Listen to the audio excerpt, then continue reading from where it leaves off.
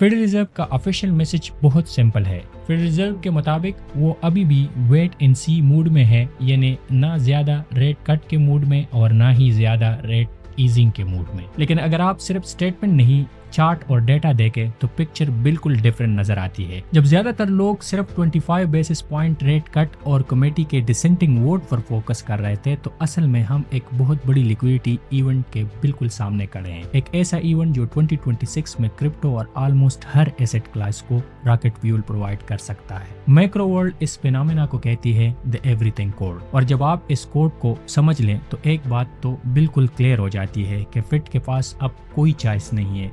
System उन्हें पैसा print करने पर मजबूर करेगा। इस वीडियो में हम डिटेल से देखेंगे कि लास्ट एफएमसी मीटिंग के अंदर क्या हुआ, यूएस ट्रेजरी पर आने वाला डेट का सुनामी का क्या इफेक्ट है और क्यों 2026 लिक्विडिटी फ्लड का साल बन सकता है। मैं हूं सलीम खान और आप देख रहे हैं द ब्लैक इकोनॉमिस्ट। सबसे पहले और as usual, I am not a financial adviser. I am the person के जो आपको ग्लोबल फाइनेंस के पावर प्लेयर के सिग्नल को डिकोड करता है ताकि आपको ये हेडेक ना लेना पड़े और आपको सिंपल अल्फाज में स्टोरी और कहानी समझ आ जाए। ये वीडियो प्योरली एजुकेशनल कंटेंट है और मकसद सिर्फ इसका ये है कि आपको ये समझाया जाए कि यूएस मनी प्रिंटर दोबारा वार्म अप हो रहे हैं लिक्विडिटी इंजेक्ट करने के लिए। अगर ये थोड़ा आपको एक्साइटिंग या थोड़ा स्केरी लग रहा है तो लाइक का बटन दबा दें और फिर हम चलते हैं अपनी कंटेंट के ऊपर। 10 दिसंबर को फेडरल रिजर्व ने interest rate 25 basis point cut किया और फेडरल फंड रेट 3.5 से 3.75 के बीच ले आया। सरप्लस लेवल पर तो ये बिल्कुल नॉर्मल लगता है।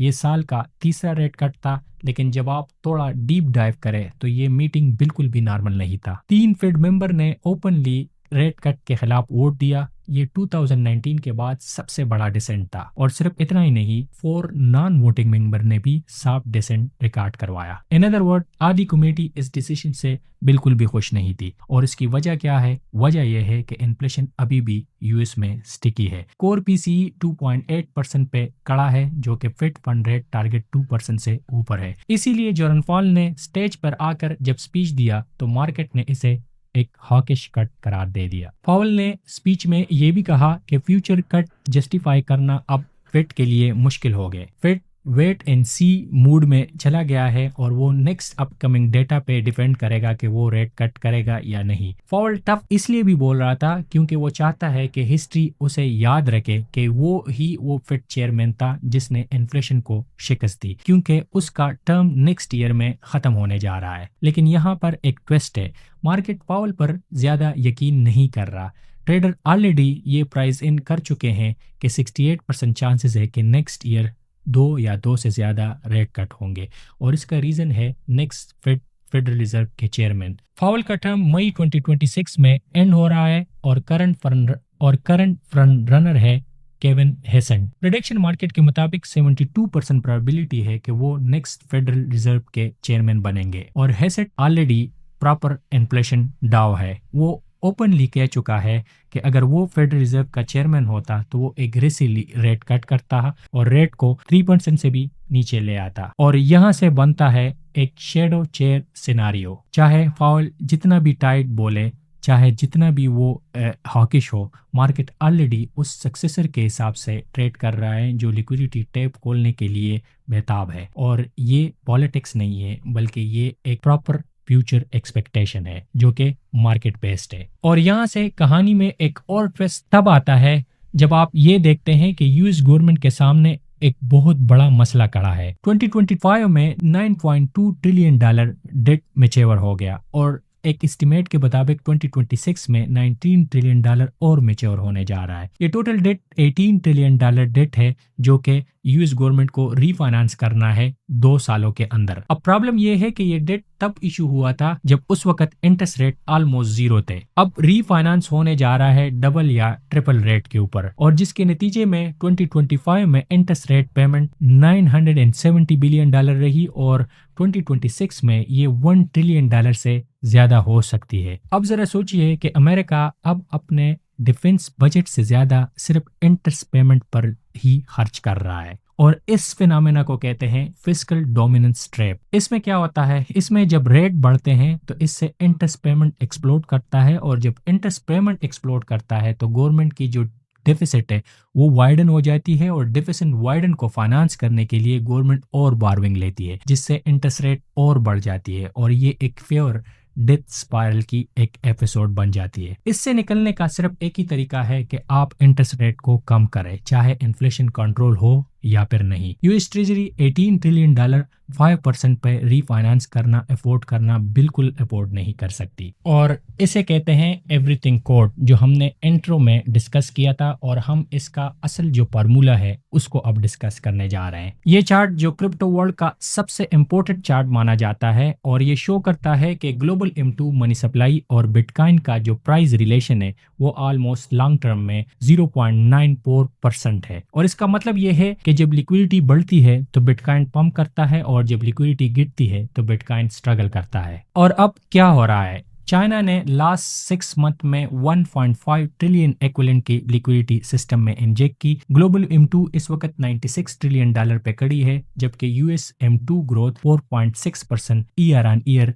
इस ईयर रिकॉर्ड हुई। डिस्पाइट के फेड हॉकिश स्पीचेस दे रहे हैं, लेकिन liquidity cycle already turn on हो चुकी है। यूएस ट्रेजरी भी क्वाइटली बायबैक के जरिए लिक्विडिटी सिस्टम में डाल रही है, और बिटकॉइन बस उसी प्लट का इंतजार कर रहा है जो इस वक्त मार्केट में ये सिस्टम से निकलकर मार्केट में आएगी। अब क्वेश्चन अराइज होता है कि अगर मार्केट लोअर यील्ड पर यूएस डेट खरीदने से इनकार करे तो फिर उसका क्या सोल्यूशन है। तो उसका सोल्यूशन है यील्ड कर्व कंट्रोल, यानी YCC, और ये तब होता है जब फेड ये कहता है कि हम unlimited government bond buy back करेंगे ताकि यील्ड को कंट्रोल में लाया जाए। जापान में ये ऑलरेडी हो चुका है, जिससे बारो चीप रही, लेकिन येन कंप्लीटली क्रश हो गया था। यूएस ने भी ये काम 1940 में किया था, जब वो वर्ल्ड वॉर 2 को फाइनेंस कर रहा था। इसको यूएस गवर्नमेंट या फेडरल रिजर्व नाम कुछ भी दे दे, चाहे उसे मार्केट फंक्शनिंग परचेजेस कहें या फिर बैलेंस शीट स्टेबलाइजेशन, लेकिन असल में ये है क्वांटिटेटिव ईजनिंग। और क्वांटिटेटिव ईजनिंग का मतलब ये होता है कि सिर्फ पैसा प्रिंट करना ताकि सिस्टम और डेट को रीफाइनेंस किया जा सके। हिस्ट्री एक चीज हमें क्लियर दिखाती है कि इलेक्शन के अराउंड गवर्नमेंट ज्यादा स्पेंडिंग करती है। 2024 इलेक्शन गुजर चुकी है, लेकिन यूएस में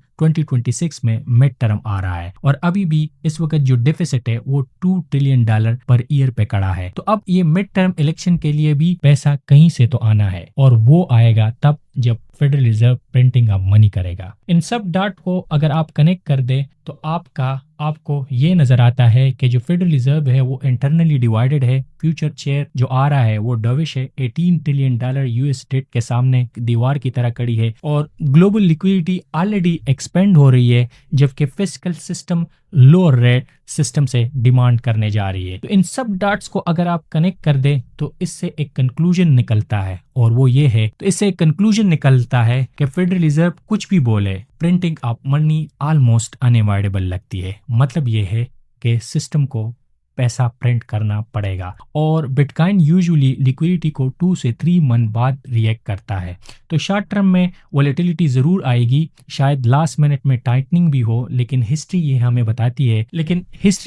बताती है कि गवर्नमेंट हमेशा जब उनको डिफॉल्ट का सामना हो तो वो डिफॉल्ट के बजाय इन्फ्लेशन को ही चूज करती है, और उसके लिए वो प्रिंटिंग ऑफ मनी करती है। और जब ऐसा होता है तो स्केर्स एसेट जैसे बिटकॉइन लॉन्ग टर्म में अपना काम दिखा देते हैं, और वो अपना ऑल टाइम हाई बना देते हैं। और ये हमने रिपीटेडली हिस्ट्री में देखा है कि जब भी गवर्नमेंट को डिफॉल्ट का सामना करना पड़ता है तो वो प्रिंटिंग ऑफ मनी करती है, और ये फाइनेंशियल रिफ्रेशन का एक टूल है, जिसमें आप इन्फ्लेशन को ज्यादा फोकस नहीं देते, बल्कि आप इंटरेस्ट रेट लो यील्ड्स है उसको आप लोअर कर देते हैं। इसलिए जो बहुत सारे एनालिस्ट है या जो बहुत सारे